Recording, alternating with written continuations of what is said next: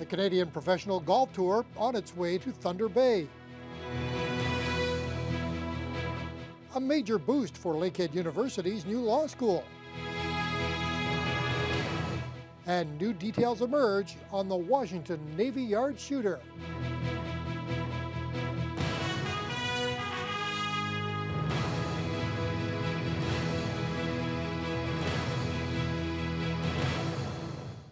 Good evening and thank you for joining us. Professional golf is coming back to our city. The PGA Tour Canada announced today that the Thunder Bay Golf Classic has been added to its annual calendar of events. It's a 3-year commitment that will bring some of the best pro golfers from this country and around the world to Whitewater Golf Course. Ryan Benazzo has more on what it means in terms of exposure and economic impact. For more than a decade, Whitewater has been Thunder Bay's premier golf course, and now the PGA is taking notice. Tuesday morning, PGA Tour Canada announced a 3-year commitment to the Thunder Bay Golf Classic, set to tee off from Whitewater Golf Club next July.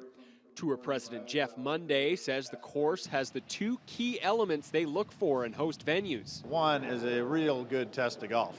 There's the quality of the golf course is just superb, and that's what you have to. You want to test all the shots for the players, and I think this course will do that. The other nice aspect of it, they have their practice facilities just superb. Early projections forecast an economic boost of up to $2 million for the region over the life of the agreement. That's according to Thunder Bay Golf Classic director Scott Smith. But he's even more excited about the exposure that an annual PGA Canada event will bring to the city. It's televised on Global TV, it's televised on TSN. So there's a lot of exposure, and plus the players that come to play this event. There's only about 30% that are Canadian, 50% are Americans, and the balance is from all over the world. So there's a lot of exposure from people coming from all over the world to play here. Riley Wheeldon finished the 2013 season in second place on the tour's earning list. He participated in all 9 PGA Tour Canada tournaments, winning this year's Syncrude Boreal Open in Fort McMurray, Alberta. He says another event equals another opportunity for players.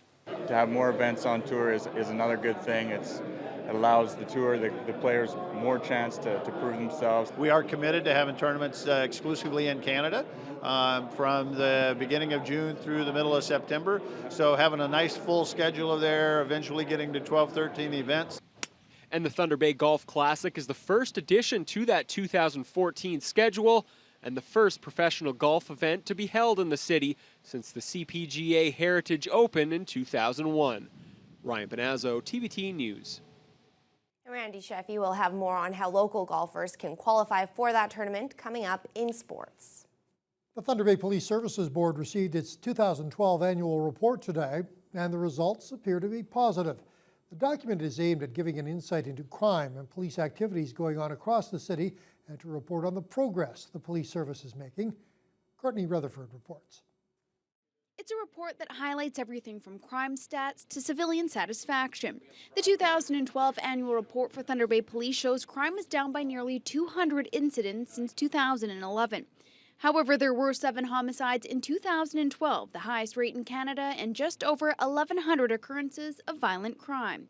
Chris Adams says although they are pleased with a lot of their results, there are still a number of areas he's concerned about. While there was a decrease, we still have to acknowledge the fact that we are still in the top 10 in the country, and we have to always work hard to be vigilant in both the enforcement and working with our other community partners. So that's always going to be a concern. There's no getting around that, and I think that every community has a safety and violence concern, and we're certainly not immune to that.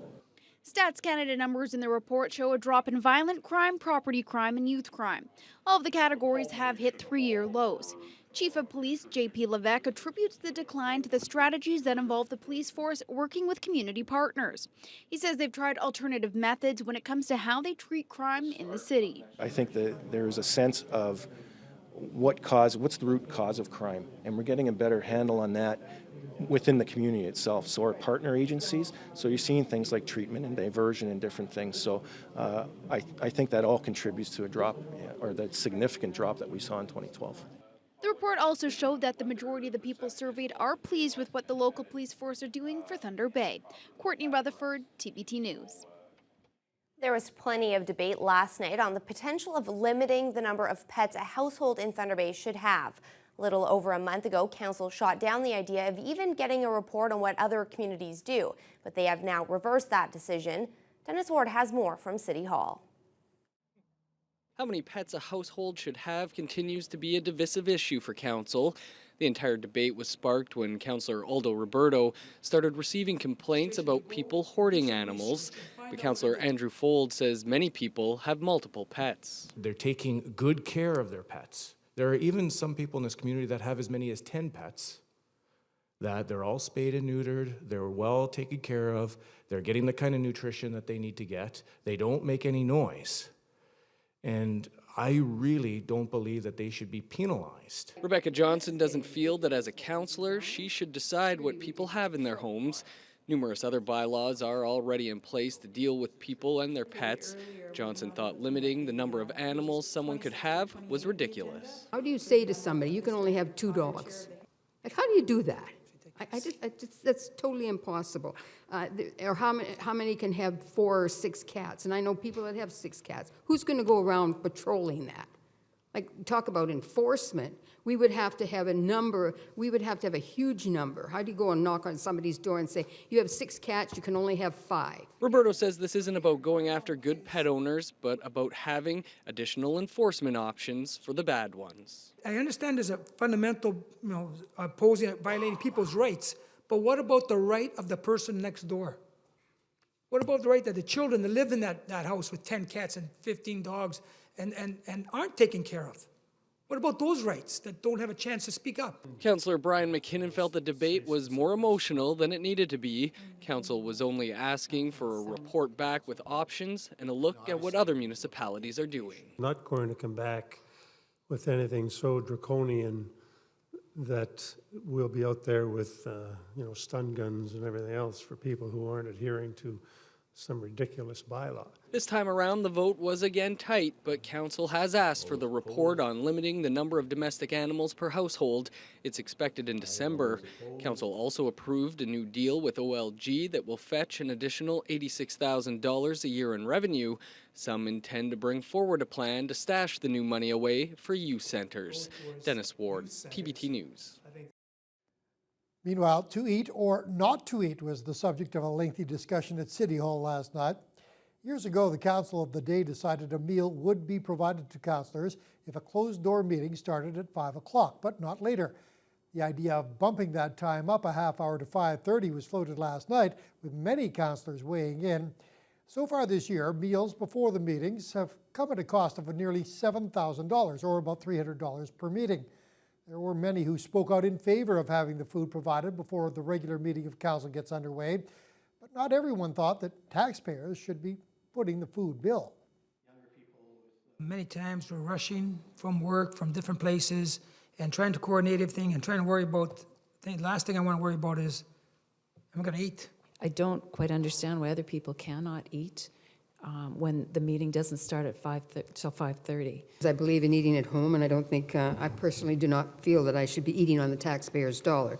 So it's very seldom that I eat here at council. In the end, an overwhelming majority of council voted in favor of having dinner provided before Monday night meetings that start at 5:30 or earlier.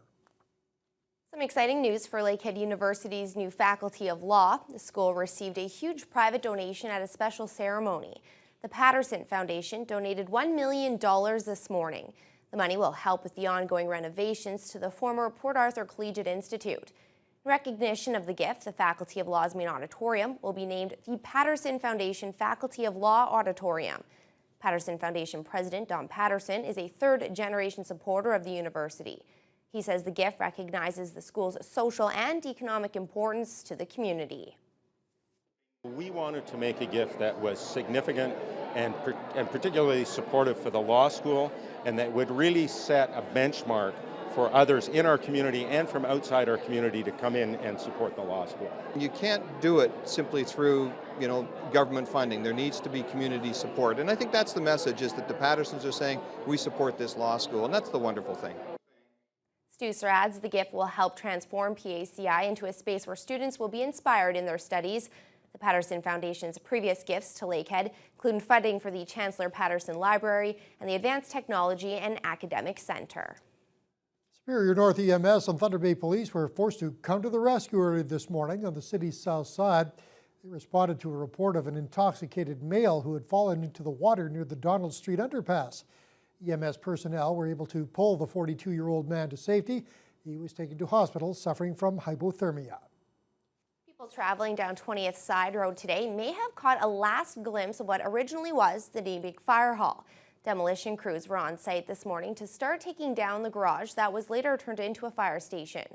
Crews spent the majority of the day taking down the roofs and walls. For the rest of the day, we're carrying out the hefty cleanup on the property.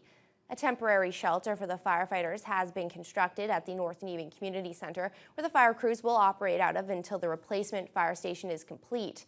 The new building will be constructed on the site of this old one and should be operational by mid-2014. There were cheers and applause outside of a Toronto courthouse today.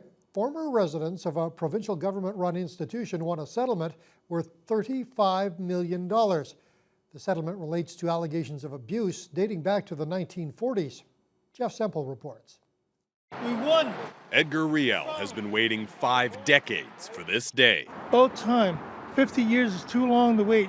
Riel was just 9 years old when he was sent to live at the Heronia Regional Center, a century-old institution for people with developmental disabilities. They designed a place that was supposed to help us, not scar us for life. Patricia Seth grew up in Heronia and says she endured 13 years of emotional and physical abuse.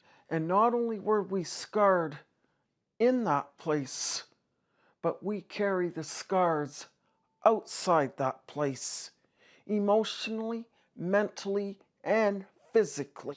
A few years ago, Seth and others launched a class action lawsuit against the Ontario government, seeking $2 billion in damages on behalf of the thousands who lived here between 1945 and when the center finally closed in 2009. That class action lawsuit was supposed to begin in court today, but in a surprise move this morning, the Ontario government announced a settlement. Relieved and elated. $35 million to be split between the 3,700 living survivors, equally divided about $10,000 each, a fraction of what they'd asked for. But outside court, they all said the same thing. I didn't come here just for money. I came here for justice. Justice in another form. The Ontario government plans to formally apologize for Heronia. And perhaps most importantly, the site will now be open to scholars to collect artifacts and document the stories of those who lived and died here. I felt like today was his birth and his funeral. Marilyn Dolmage's 8-year-old brother died at Heronia from untreated pneumonia. The bodies of the dead buried in graves marked with a number, which will now be replaced with their names. I'm very glad for those who survived. It's a commitment to honor those who didn't and to never forget. Jeff Semple, CBC News, Toronto. Busloads of students have begun arriving at Fort William Historical Park for this year's slate of school field trips. A battle of the brigades, ethnobotany, and a scavenger hunt were all on the agenda today for students from St. Pius School. Cheryl Holmes has the story. Behind these walls, students are learning about unique historic activities to facilitate communication, problem solving, and physical activity. The one-day program is part of the Healthy Schools initiative put on by St. Pius School and the Catholic School Board. We're going to be doing Voyager games, or orienteering, and a number of sports activities. It's a program that Dave Bragnello has put together in conjunction with the old fort, and we couldn't ask for a better day. The weather's beautiful. Students are enjoying every minute of it. And how could they not enjoy every minute of learning about our region's history in a different format than the classroom? Well, it's engaging. You know, we're outdoors. Everyone is involved. There's other people other just than the regular classroom teachers. It's applicable. They can apply it to their everyday lives. Let's do the asteroid. One activity teaches students about wild edible plants and their uses in daily life. It can also teach kids a thing or two when they're headed out to camp. Because we always have trees and sometimes we have to cut down certain ones. So here they tell you what kind of leaves they are, what they look like, what they can do for you. Same with all the bark and the wood. This is the first year of the program, and while it can help students in the classroom in their lives right now, it's also a good way to grow as a team leader and take away some important historical lessons of Voyager life. I think it's a good idea because so then I can tell younger kids stories about back then and what they did and how it was. The activities lasted a half day before students headed back to school. In total, kids got to participate in 8 learning activities and games to stay healthy, both in mind and body. Cheryl Holmes, TBT News.